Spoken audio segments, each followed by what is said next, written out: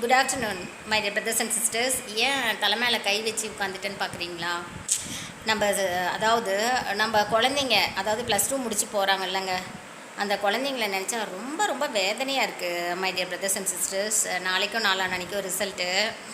அப்போல்லாம் பார்த்தீங்க அப்படின்னா +2 முடித்த உடனே ஆளுக்கு ஒவ்வொரு எய்ம் இருக்கும். படிக்கும்போதே டாக்டர் ஆகணும், என்ஜினியர் ஆகணும் அப்படின்னு சொல்லிட்டு அதுக்காக ரொம்ப ஹார்ட் ஒர்க் பண்ணி படிப்போம்.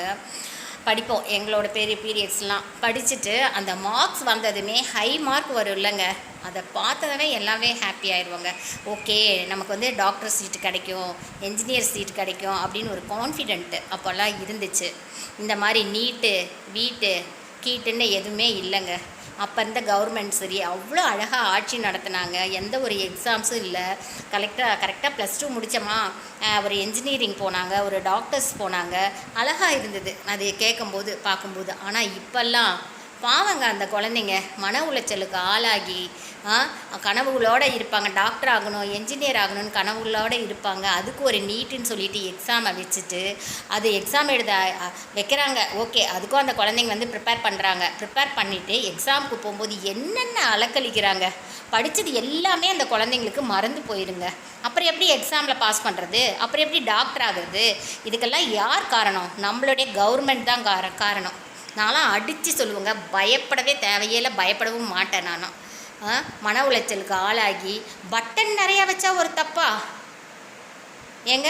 அப்போல்லாம் ஸ்குவாடுன்னு ஒன்று வருவாங்க.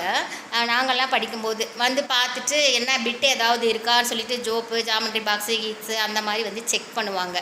ஓகே, பேப்பருக்குள்ளே ஏதாவது பேப்பர்ஸ் இருக்கான்ட்டு. இப்போ ரொம்ப அநியாயம் பண்ணுறாங்கங்க. என்ன பட்டன்ஸ் நிறையா இருக்கக்கூடாதான், தாலி போடக்கூடாதான். என்ன இது? எங்கே போகுது நம்ம தமிழ்நாட்டோட வளர்ச்சி, நம்ம இந்தியாவோட வளர்ச்சி எங்கே போகுதுன்னு? அப்படி இருந்தால் எப்படி ஒரு நல்ல டாக்டர்ஸ், நல்ல என்ஜினியர்ஸ் கிடைப்பாங்க? My dear brothers and sisters, கொஞ்சம் நினச்சி பாருங்கள்.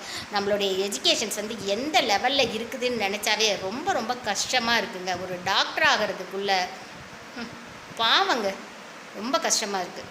Thank you my dear brothers and sisters. Be smile, be strong, be happy always. Thank you to all.